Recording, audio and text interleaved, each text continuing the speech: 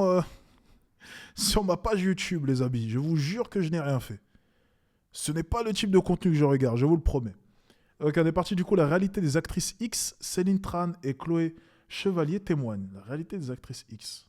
Ok, bon. Tous et bienvenue dans Flashback, je m'appelle Canel et je suis très contente de vous retrouver pour ce nouvel épisode. Concrètement dans Flashback, à chaque fois je vais inviter deux personnes de deux générations et vous verrez qu'elles ont un point commun, elles ont vécu la même expérience mais chacune à leur époque. Aujourd'hui je voulais m'intéresser à l'industrie du porno et donc je vais rencontrer deux femmes. Une était actrice X au début des années 2000, c'était l'une des plus grandes icônes de sa génération. Aujourd'hui elle est coach bien-être et sexualité et autrice. L'une des plus grandes icônes de sa génération. Eh ben dis donc, c'est comme ça qu'on nous vend les actrices X. Eh ben dis donc, c'est comme ça qu'on nous vend les putes. Eh ben alors. L'autre est dans l'industrie du porno depuis un peu plus de 2 ans. Elle est aussi créatrice de contenu. Elles ont 24 ans d'écart, c'est Céline Tran et Chloé Chevalier.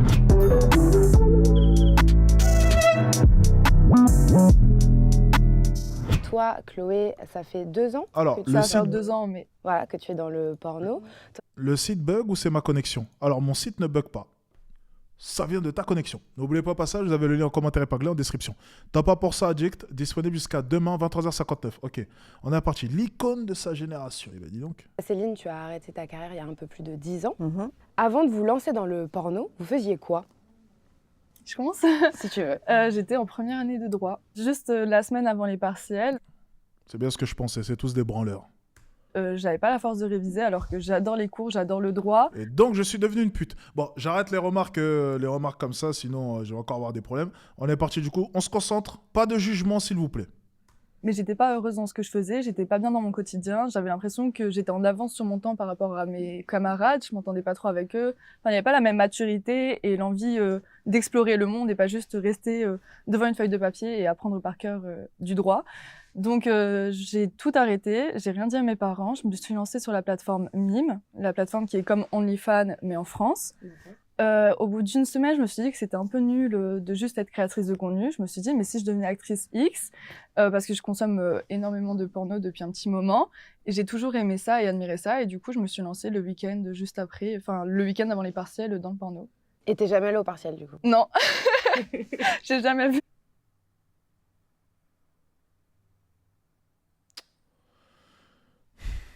Mes camarades. Et à ce moment-là, tes parents, ils ne savent pas? Non, Ok. non. Et tu leur dis au bout de combien de temps? Je leur dis le lendemain de mon premier shoot avec la production Jackie Michel que je me suis lancée. J'avais un peu peur. Je leur avais écrit quelque chose pour leur annoncer et j'appréhendais leur réaction. Ils ont une très bonne réaction. Mes parents, ils sont très ouverts d'esprit. Je pense qu'ils sont en avance sur leur temps. Et ils m'ont dit, écoute, tant que t'es heureuse, pour nous, c'est le principal. Et comment tu vas faire ton premier shoot? Parce que, à l'inverse de Oui. Céline, donc t'as pu aller sur une plateforme, Ouais. parce que toi, Céline, ça n'existait pas encore. Mais non, Internet Voilà. n'existait pas encore de mon On temps, ma n'était pas petite dame. voilà. Mais Incroyable. donc toi, tu vas de toi-même. That's cap, man. Et ensuite, comment tu passes côté production? Instagram. Je plaisante. Ok. Instagram, je suis tombée sur un caméraman pour la production Jackie Michel. J'ai envoyé un message et je lui ai dit ouais, ça m'intéresserait. Le lendemain, on s'est directement vu à Marseille. On a fait un petit pas un date. On a bu un verre ensemble et il m'a dit écoute, tu fais tes tests et demain on shoot. Ok. Et t'avais quel âge à ce moment-là? 18 ans. Et ça se passe comment? C'est quoi les tests du coup Horrible. Ok. Ouais, parce qu'en fait, ils ont mis 2 amateurs ensemble. C'était la première fois du mec et ma première fois aussi. Et du coup, ça a duré très longtemps, 3-4 heures, je pense, avec beaucoup de pauses. Parce qu'en général, on fait pas ça. Non, en général, tu prends un acteur professionnel ou une actrice professionnelle et qui va initier l'autre et l'accompagner et le guider. Là, c'était pas du tout le cas. C'est un site bien connu dans le milieu de la pornographie amateur. Jackie et Michel, son propriétaire et 4 autres personnes sont en garde à vue ce matin. Une enquête menée depuis 2 ans maintenant après le signalement de 3 associations qui relaient des témoignages d'actrices, des dénonciations de pratiques sexuelles hors normes et douloureuses, je cite, effectuées sans leur consentement selon elles. Et toi, Céline, avant, tu faisais quoi? J'étais en cours de licence de lettres modernes et je m'ennuyais aussi beaucoup. J'adorais la littérature, mais j'avais du mal à me projeter en fait avec un diplôme. Enfin, j'avais du mal à me projeter en tant qu'enseignante puisque c'était quand même la voie qui se présentait à moi. Et j'avais aussi un grand besoin d'explorer, de m'approprier mon corps, de montrer que j'étais libre. En tout cas, à ce moment.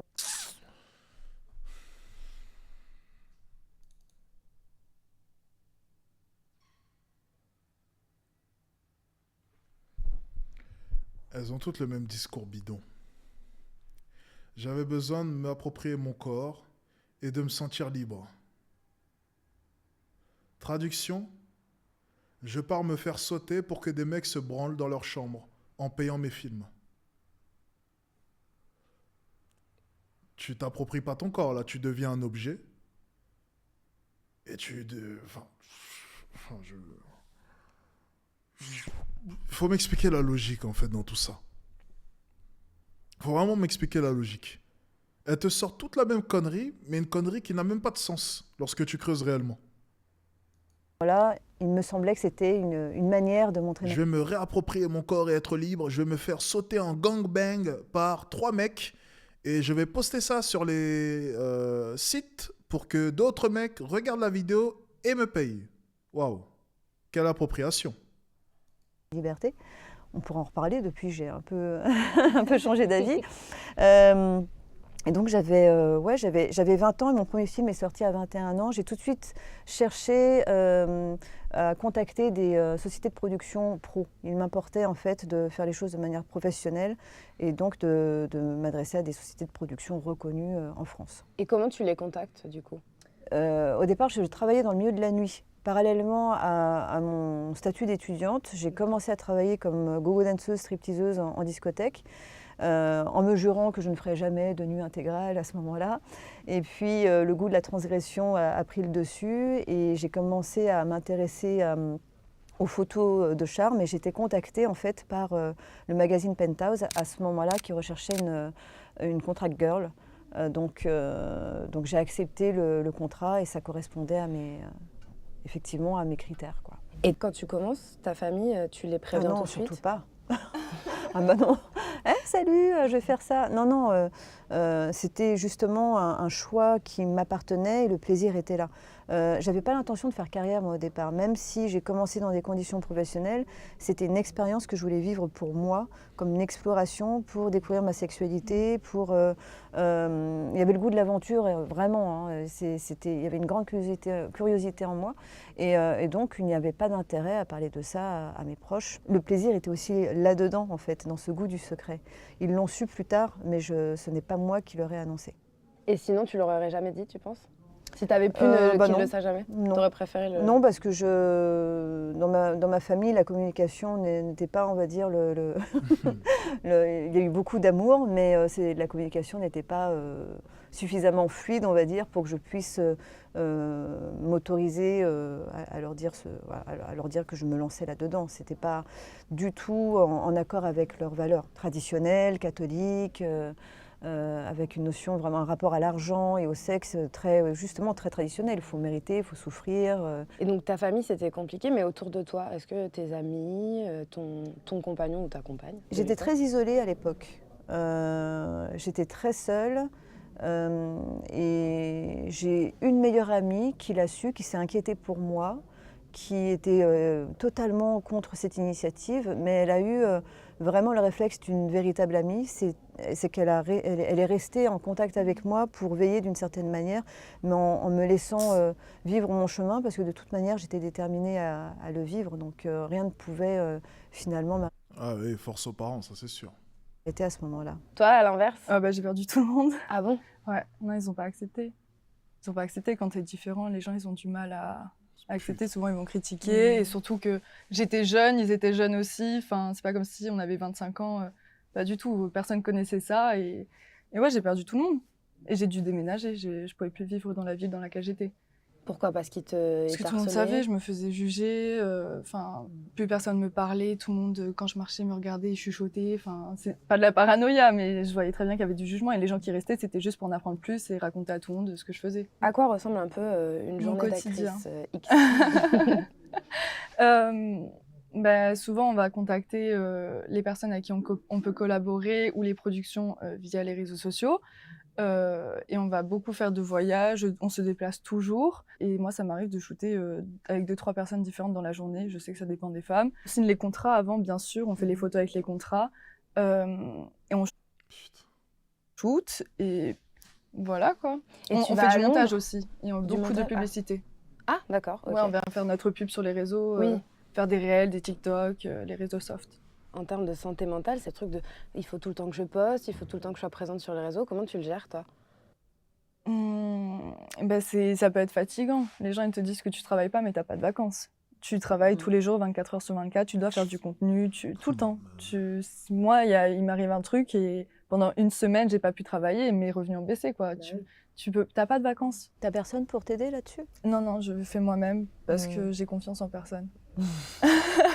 Et toi, Céline, à l'inverse, ça Ça, ressemble à c'est quoi, une ta journée? différence majeure avec ma génération. Déjà, pour resituer un petit peu le contexte, moi, quand j'ai commencé, à l'époque, rien que le terme déjà, ça fait Je te de comprends. mon temps. Ouais. Il n'y avait pas l'ère d'Internet qui s'était développée. On était à la fin de l'ère des cassettes VHS et au début de l'ère des DVD. Et pour regarder, avoir accès à ce type de contenu, il fallait se déplacer dans ce qu'on appelait les sex shops, aujourd'hui qu'on appelle des love shops, parce que c'est plus grand public, et aussi parce que ça touche désormais à une cible féminine. Mais à l'époque, Tu pourrais inviter c'était essentiellement une actrice X dans un podcast? Oui, bien sûr. masculin, et c'était uniquement Et c'est sûr que j'aurais pas posé les mêmes questions. Tu vois, là, c'est relativement doux. adulte pour un public qui cherchait ça. Donc c'était déjà d'autres conditions. Les productions, les sociétés de production, Ouais, non, le coup de 2-3, elle peut tourner avec 2-3 partenaires sur une journée. Franchement, compliqué, hein. Compliqué, hein. mettaient beaucoup d'argent. Et il y avait encore l'ère, c'était vraiment l'âge d'or du X. Moi, je suis arrivée au début de la fin de l'âge d'or, où il y avait les Hôtes d'Or à Cannes, qui était un festival en parallèle du J'en ai entendu festival parler. de Cannes. Festival de Cannes, on monte chaque soir les marches du Palais. Hier soir, au Casino de Mandelieu, on les descendait. Pour la 8e remise des Hôtes d'Or, un cinéma sur support vidéo ou DVD, un cinéma particulier, classique et marginal, qui représente 30% des ventes du marché vidéo dans l'Hexagone. Les stars du X étaient vraiment glorifiées et mises en valeur dans des films avec des scénarios, avec du budget, avec des équipes techniques dignes de cinéma mainstream. Et il existe encore ce festival parallèle? Non, Non, elle existe ça fait déjà pas mal d'années. Donc moi j'ai commencé dans ce contexte-là et Internet a commencé à se développer au début de ma carrière. Mais il n'y avait pas encore l'ère des réseaux sociaux. Donc, en fait, moi, à partir du moment où j'ai commencé à tourner des scènes à ce moment-là, elles ont très vite été exploitées sur le net. Mais je n'avais pas la possibilité de produire. Ouais, Je l'ai fait ensuite, mais ce n'était pas instantané comme ça l'est pour toi, facilement. où les acteurs, les actrices ont des moyens, mais ils ont tout, quoi. Oui, ils peuvent le diversifier. smartphone, c'est instantané, ça peut être posté immédiatement. Il y a le rapport aux fans aussi qui se fait de manière immédiate. C'est incroyable. Ouais. Tout va très vite, c'est plus facile, ça coûte moins cher. Quand tu cites une scène qui a duré 3-4 heures, c'était la norme. Oui. Moi, quand je tournais, c'était Oui, non, mais la c'est base, toujours en la fait. norme. Mais c'était une profession qui était moins accessible et plus exigeante. Il n'y avait pas l'ère du Viagra non plus pour les acteurs. Donc un acteur, il devait assurer, il devait connaître son corps, il devait vraiment avoir une vraie maîtrise. Alors qu'aujourd'hui, forcément, comme c'est beaucoup autour de la perf et qu'il y a la possibilité de tricher, ça amène des acteurs qui sont plus... Il y a plus de variétés, plus de physiques différents, mais ce n'est pas le même rapport au métier. Et de la même manière que les actrices à l'époque, c'était des actrices qui étaient des performeuses, qui devaient vraiment être Elle nous parle de ça comme si c'était un art exceptionnel. en mesure de s'adapter aux conditions de tournage. Aujourd'hui, On en viendrait même à penser qu'on parle de quelque chose d'exceptionnel, tu sais. On dirait des peintres, des prodiges. Non, on parle juste de putes, là. C'est aussi simple que ça. l'actrice, elle a tellement plus de pouvoir. En tout cas, c'est le sentiment Non, que mais j'ai. oui, hein. non, mais t'as totalement raison. Tu as plus de flexibilité Ouais. et tu peux être créative aussi. Tu Mm. peux proposer ta Oui, mais vision c'est de la ça. sexualité. On est plus proche des abonnés, on peut vraiment avoir un rapport avec eux, discuter avec eux. Ouais. Je pense que c'est important. Et par rapport aux acteurs, comme tu l'as dit, c'est vrai qu'aujourd'hui, t'as pas besoin d'être préparé, quoi. Tu peux tricher. Ouais. Alors que je pense qu'il y avait plus une connexion à ton époque. Tu crées Il y une avait- on connexion n'était avec pas- l'homme. On n'était pas dans le nez dans nos téléphones. Bah ouais, c'est ça. Tu Donc parlais avec. c'était- Ouais, il y avait plus de place à la relation. Mm. C'était Avec, important. avec les autres acteurs. Ouais. Ouais. Créer une connexion. Et d'ailleurs, avant, on parlait quoi. de famille. Alors, je sais que ça peut pas paraître un peu choquant ce terme, mais il y avait en tout cas un esprit de communauté X et qui était chaleureuse, où il y avait beaucoup d'humour et de dérision. Et c'est la raison pour laquelle j'y suis restée moi au départ. Aux États-Unis, ça a été une autre ambiance, beaucoup plus industrialisée, beaucoup plus tournée vers la perf, moins dans le jugement, plus dans l'encouragement. Et par rapport aux productions aux États-Unis, tu vois souvent des femmes avec des corps différents, des rondeurs, de la chirurgie. Et en Europe, les productions cherchent plus le corps européen de base, un peu skinny avec quelques formes et pas beaucoup de chirurgie.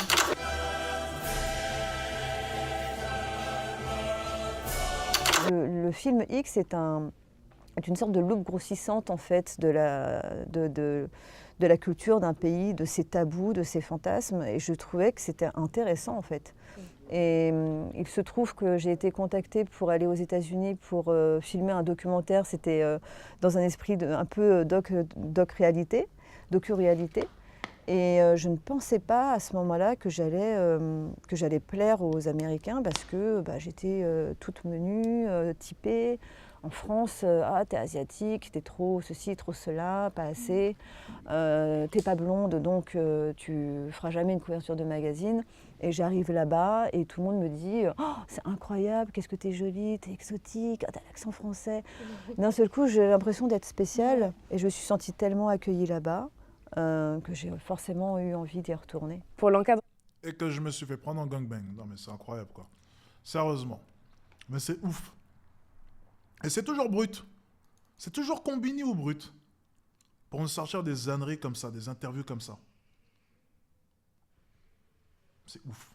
Vraiment sur place, comment ça se passait à l'époque peut-être pour ce qui est de la protection, pour ce qui est des capotes, pour ce qui est des préservatifs, donc peut-être aussi des IST, des infections sexuellement transmissibles. Comment ça se passait à ton époque, Céline, et comment ça se passe toi maintenant, Chloé?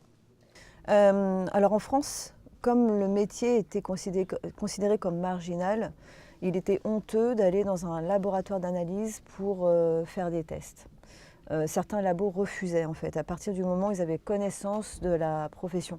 Ah ouais. Donc il y avait un laboratoire qui lui acceptait, qui était plus ouvert d'esprit, et heureusement, et ça permettait de faire des tests régulièrement à hauteur de... C'était mensuel sur le HIV et les autres IST, et c'était aussi avec préservatif. Aux États-Unis, avec l'ère des gonzos, donc c'est toute cette vague de vidéos d'ailleurs qu'on voit aujourd'hui sur Internet, à savoir où une vidéo c'est une scène sans scénario. À partir du moment où c'est plus spontané et basé sur la performance, ça a favorisé en fait les tournages, enfin ça a encouragé les tournages sans préservatif, mais à côté de ça avec un contrôle extrêmement régulier, et surtout aux États-Unis, où il y a des laboratoires qui sont dédiés et où là, les tests se faisaient toutes les 2 semaines. Et dès que quelqu'un avait quoi que ce soit, le labo informait l'agent et l'acteur ou l'actrice, et l'information circulait pour que tous les partenaires puissent derrière se traiter et vérifier. Donc ça stoppait tout de suite une éventuelle propagation. C'était vraiment très surveillé. Ouais. Aujourd'hui, je pense que c'est encore plus... c'est ça en fait. C'est exactement la sensation que j'ai avec cette interview. Tu as totalement raison. C'est de la propagande, pervertir les jeunes filles. J'ai l'impression en fait, c'est un peu comme avec Zahir, l'interview de Zahir. On nous présente cela et puis on a l'impression que c'est quelque chose quand même de relativement doux. C'est pas brut. Voilà, c'est un métier relativement calme. C'était un souhait de ma part. Moi, juste la première fois, c'est mal passé, mais après, c'est très bien. On est proche des fans, on peut parler. Oui, aujourd'hui, c'est quand même mieux qu'avant. Nous, avant, c'était plus brut. Maintenant, de nos jours, c'est... Attends, j'ai l'impression qu'on est en train de nous dire que le porno de nos jours, c'est beaucoup plus simple pour vous, les jeunes filles, si vous voulez vous lancer. Et puis, je vous conseille de venir. C'est littéralement ça qu'on est en train de nous dire. C'est autant de celle à gauche, celle à droite, du coup. C'était beaucoup plus compliqué, moins accessible, beaucoup plus rude. Et de nos jours, quand même, avec Internet, vous avez gagné en droit, c'est beaucoup mieux. Il semble plus pointu, en tout cas aux États-Unis, je ne sais pas ce qu'il en est. Oui, aujourd'hui, c'est test toutes les 2 semaines, HIV, tout. Même en Europe, donc? Ah oui, en Europe, aux États-Unis, enfin partout, toutes les 2 semaines. Sans préservatif, parce que c'est plus esthétique à la caméra et il y a certaines filles qui supportent pas le préservatif. Beaucoup de productions font sans. Quand on arrive sur le shoot, quand c'est une nouvelle production, on a une liste des pratiques qu'on fait ou non. Donc on vient cocher, on vient leur prévenir ce qu'on fait ou pas, il n'y a pas de jugement, ils nous forcent pas. Le consentement est vérifié en fait. Elle va signer un contrat. Aux États-Unis, en France, je ne sais pas où ils en sont. Je sais qu'il y a des coordinatrices d'intimité de plus en plus. Oui, il y en a de plus en plus en France. Mais en tout cas, aux États-Unis, étant donné qu'ils sont très très carrés dans la manière de travailler, ils demandent à l'actrice de s'exprimer face caméra et Pour dire je consens. et de dire je tourner consens, cette je scène. ne suis pas sous l'emprise de drogue, personne ne m'a forcée, voilà. Et elle le fait même avant et après la scène. Aux États-Unis, donc ça. Non, Ouais. maintenant France c'est ce qu'on aussi fait tout Mais en en France, Europe. ça se normalise et je sais que la société d'Orsay est très précautionneuse à ce niveau-là. Donc ça reste un métier quand même. Et est-ce que vous avez déjà eu des expériences négatives? Mais bien sûr, comme dans tout, je Évidemment. pense. Oui, bien sûr. Ouais. J'étais en agence et les agences, souvent, ce qui est bien, ils vont beaucoup te booker beaucoup de productions. Ça leur apporte des revenus, mais aussi des revenus à toi. Donc c'est pendant 3 semaines, tu vas shooter. Ça peut être fatigant physiquement. Pendant 3 semaines, tu peux shooter tous les jours. Ça peut être assez fatigant. Et tu vas des fois te retrouver chez des productions qui sont bas de gamme, entre guillemets. Donc qui sont moins... Le producteur est un peu plus libre de vouloir faire ce qu'il veut et de dépasser tes limites. Voilà. Et tu fais quoi dans ces cas-là? J'essaie de prendre sur moi ou sinon je m'énerve. Et en fait, Prendre sur soi est rarement une bonne solution, Oui. tu sais. non mais je prends sur moi, mais je vais pas ce qu'il me dit de faire. Je vais D'accord. jamais aller Ouais. au-delà de ce qu'il veut parce que ce que je disais avec mes collègues, ce qui est bien, c'est qu'aujourd'hui on a les plateformes, on fait nos propres revenus, donc on n'est pas obligé de faire des productions qu'on veut pas, on n'est pas obligé de faire des pratiques qu'on veut pas. Ouais, c'est important. Ouais, ça je pense que c'est bien pour notre liberté, notre sécurité C'est aussi. important pour toi en tant qu'actrice à titre professionnel, bien sûr, mais avant tout pour toi, pour ta santé, pour ton intégrité, pour qui tu es en fait, Ouais. tu vois, parce que on parle du corps, on parle de la sexualité, même si c'est un jeu entre guillemets, que c'est vécu comme tel et que c'est un job, ça reste le corps. Et se faire pénétrer, c'est pas anodin, tu Non, vois. c'est pas anodin. Oui. Mais ça peut vraiment se transformer en violence et c'est très grave, tu vois, ça peut laisser des traces, donc c'est important Oui, de des dire non. séquelles. Et tu seras jamais autant respecté que lorsque justement tu seras clair Oui. toi-même avec tes limites et que tu les exprimeras. Oui, parce que si tu montres que tu acceptes tout, ils vont... Ouais. Ils vont se passer le mot aussi. Hein. Bah oui, et puis à long terme aussi, il faut penser à long terme. Ouais. Et il n'y a pas de hashtag MeToo dans le porno, mais entre actrices, on se passe le mot souvent de « écoute, j'ai eu une mauvaise expérience avec lui, mais après tu te fais ta propre expérience ». Et il n'y a pas longtemps, il y a eu « balance ton photographe » sur Twitter, enfin X.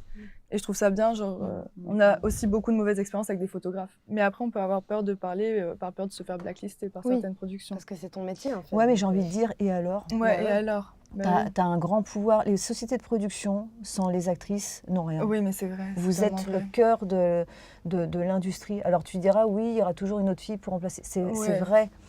Mais On on doit s'en jouer fout. sur ça, en plus. Enfin, Oui, j'ai envie bah de oui. dire, c'est toi qui compte, en fait. Et peu importe, ça ne va pas t'empêcher d'avancer. Oui. Et au contraire, ça te permettra d'avancer plus sainement. Oui. Vraiment, Ouais. j'insiste. Oui, à garder mon intégrité. Qu'est-ce qu'on attend de vous pendant un tournage? Parce que je voulais surtout parler de peut-être les stéréotypes qui sont le plus souvent véhiculés et ce qu'on attend de vous en tant que femme sur un tournage. Bah, le producteur, ce qu'il attend, c'est qu'on soit prête directement, que les pénétrations se fassent facilement, que, par exemple, quand c'est de l'anal, que ce soit nickel. Il y en a certains qui peuvent t'engueuler pour ça, alors que c'est humain, que des fois, ce soit pas nickel. On a un caméraman qui vient chercher la bonne position, qui va faire les bons angles, fait les positions qu'il nous dit. Par exemple, il va dire jouis. Donc à ce moment-là, tu dois jouir, tu dois faire semblant. Ouais, tu vas faire des positions des fois qui vont durer 10 minutes et t'en peux plus, t'es fatigué, mais...